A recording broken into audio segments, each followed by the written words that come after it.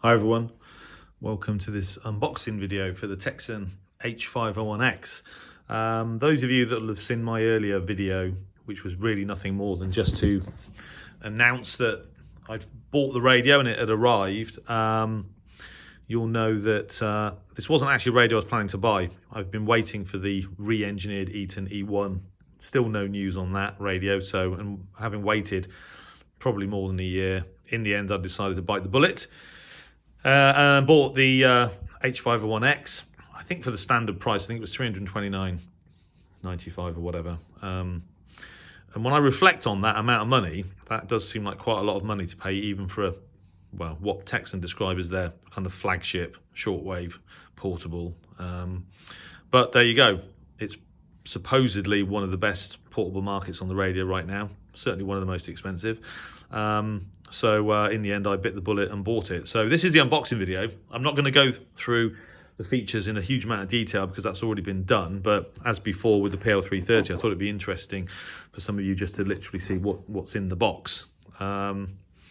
Styling is very, well, I think it's more Grundig 80s 90s than Sony, but there's certainly some sort of Sony-esque features as well in terms of how it's, in terms of the industrial design of it. The display, etc., is very sort of Tecsun. So the box, as usual, there's the usual icons on the front, just basically detailing what the main sort of features are. As usual, again, a kind of more detailed list on the back of the box. So what's inside? So the usual Tecsun sort of, I don't know, cardboard type material, carton, instruction manual, and I believe this is a map and is it a map? And a kind of poster describing some of the operation. Yeah, so it is, yes. So there you go. H501 quick start poster, all the main features pointed out, controls on the front of the radio, etc. I've seen some of that, and then an amateur radio world map on the back, which is actually quite nice. I mean, I've already got one of these, with a picture of the PL990, the H501 and the S2000 in the corner there. Not sure why they've chosen only those three models to be featured on this map, but there you go. So with all the ITU allocated international sort of call signs versus geographical region, that won't be of much use to me because I've already got one of those on the wall, but nice little touch, I suppose. Nothing on broadcast stations. That's quite sort of similar to the old Sonys used to have, what they call it, a wave guide or wave handbook that used to list broadcast stations on shortwave, but obviously there's not so many of those anymore, so which is probably why they don't bother. So there you go, that's the map. As I've said, instruction manual, and the Tecsun in a nice leatherette case, this time big enough to warrant a handle. A couple of rechargeable batteries. Did a 3.7 volt, 2.6 amp hour. I'm looking for a model number.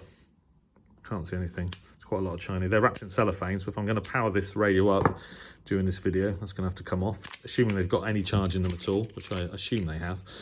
There's two of those.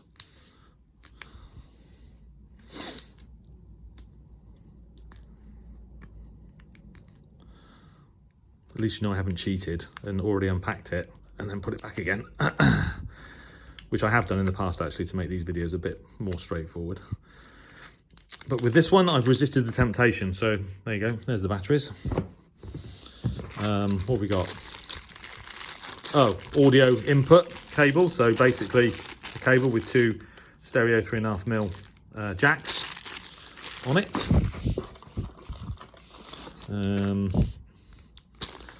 Pair of headphones with spare sort of pads for the earbuds.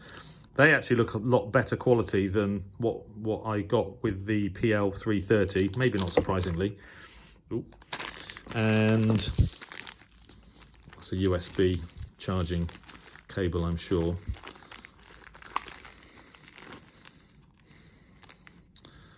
Yeah, micro USB charging cable. So very good. So there you go. There's not anything unexpected there. So let's unzip the radio. It's quite a nice case, actually. I mean, for this sort of, even for 330 quid, you might expect a leather case. Hi. Right, so there you go. It's quite nice. Got a little pocket here for putting a piece of paper in or whatever. And there's the radio in a plastic wrapper. Right, so there it is. So first impressions, yeah, it looks quite nice, decent materials. Certainly an improvement on the PL330 and 380, as you might expect. Not sure, probably a similar sort of level of quality, at least to the eye, as the PL880. It's quite a large radio. I mean, in terms of its size, it's about what I was expecting. There's a bail on the back of it to stand it up, which is obviously a nice feature. This is interesting, battery select. There's 2 battery compartments, so you can actually store a spare inside the radio and then switch one to the other, which I read about earlier. Let's see if we can put some batteries in it. So how does this work? Oh, that's the micro SD card slot. Right. Okay, so that's interesting. So there's 2 batteries and there's 2 battery compartments. So that makes life so that's a nice touch, actually. I was just sort of expecting 1 battery with 2 compartments, have to buy another battery. So there you go. So that actually, that is a really nice touch. Right, batteries in. And we have power.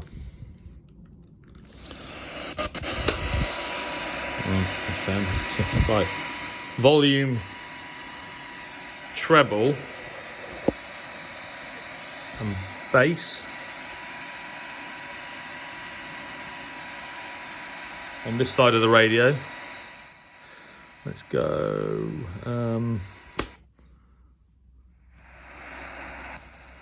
And it tunes up in tuning steps. I mean, the minimum tune, the fine tuning on sort of medium wave and long wave is 1 kilohertz on AM. So this is coarse tuning. So let's go to 5. Wrong one, 693. Just see if we've got some. The only thing that's good about Belarus is the bread. They have very good bread there. So already I can tell the audio is nice. Unwelcome, or did your parents say, "Be careful, Miriam, they don't really like us Jews"? My parents always felt that we have to be careful. So that's Radio 5 live. So just very briefly then, let's go through just a few of the features. So front panel, obviously direct frequency input. That's the AM bandwidth. So the options on AM, well, at least on medium wave and long wave, are 9 kilohertz, 5, 3.5, 2.3. So they're the options on AM. On shortwave, it's the maximum bandwidth is actually 6 kilohertz on AM, and then on sideband, the audio bandwidth filters are switchable between half a kilohertz, so 500 hertz, 1.2, 2.3, 3, and 4 kilohertz on sideband. English posh voice. So.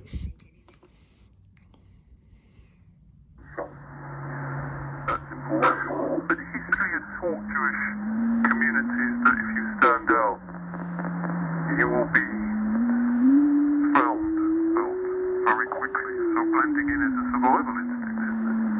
And that doesn't just go back to the 20th century, that goes back for millennia. Blending in and assimilation are ways of getting along, and I think they're fair enough.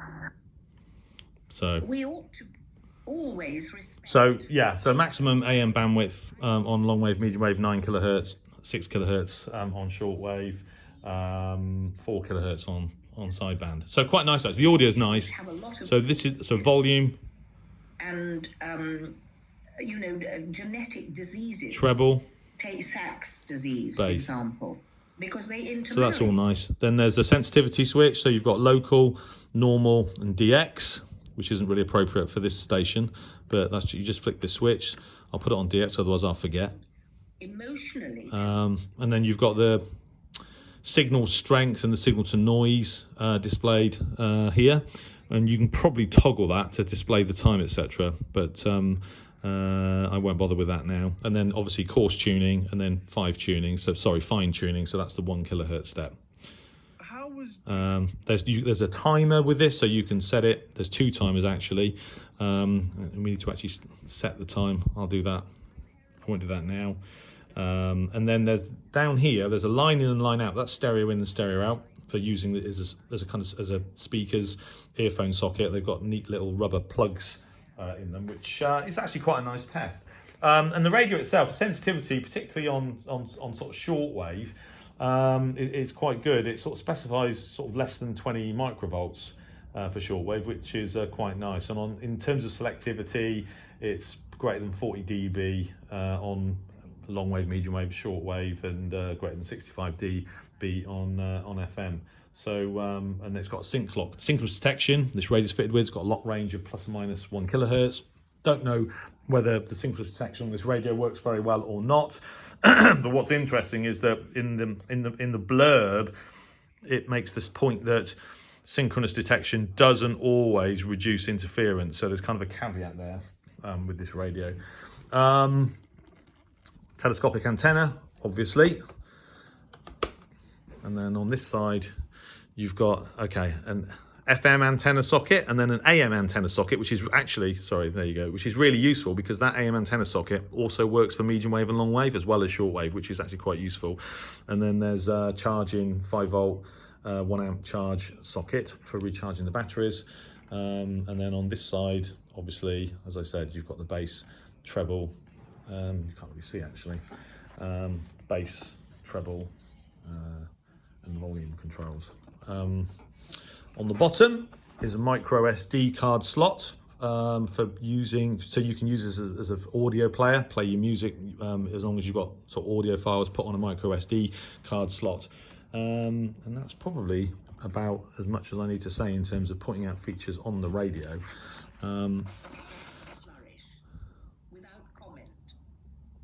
So yeah, it appears to be a very sort of nicely put together radio. Is it worth 330 quid? That I'm not too sure about, but it certainly looks well put together. In terms of other features, so I said it's got a sleep timer. You can have the backlight such that I think if you press 5 and hold it, you can have the backlight on permanently, which is a very nice touch. It's got auto scans and you can store stations into memory.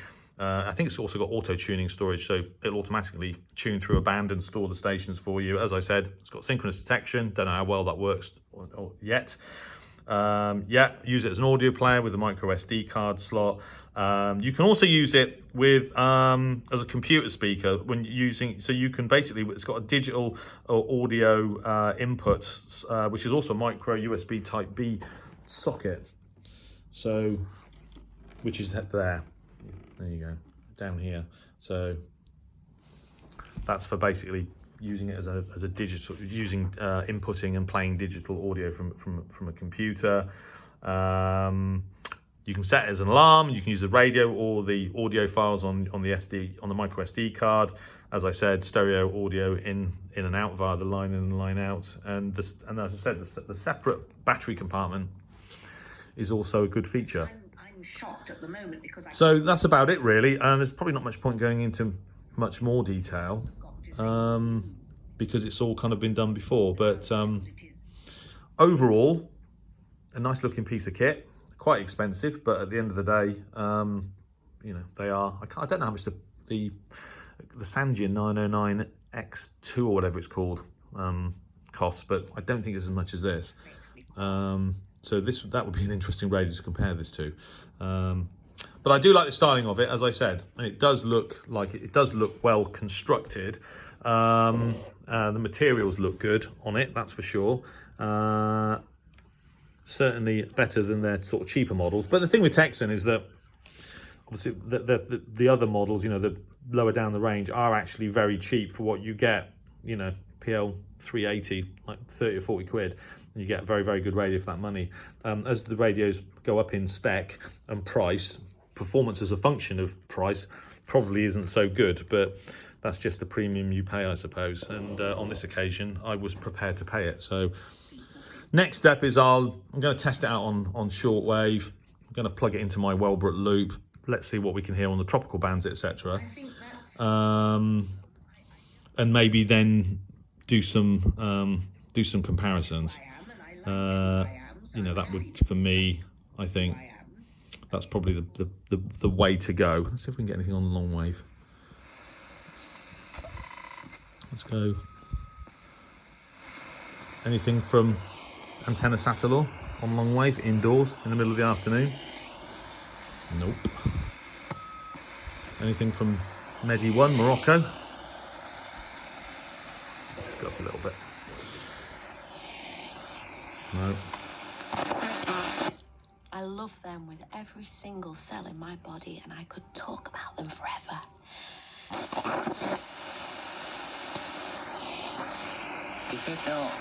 Et la perquisition de chez Descamps et la perquisition de chez l'autre. So, yeah, on long wave, all the usual suspects, but as I said, it's a really nice feature actually that the AM antenna also works for medium wave and long wave. That's a very good feature. So there you go. That's it. That's the a quick unboxing and a very quick review of the features for the Tecsun H501x. So I'm excited to give this radio a whirl and see how well it performs. More videos to come, but for now, thanks for watching, and 73.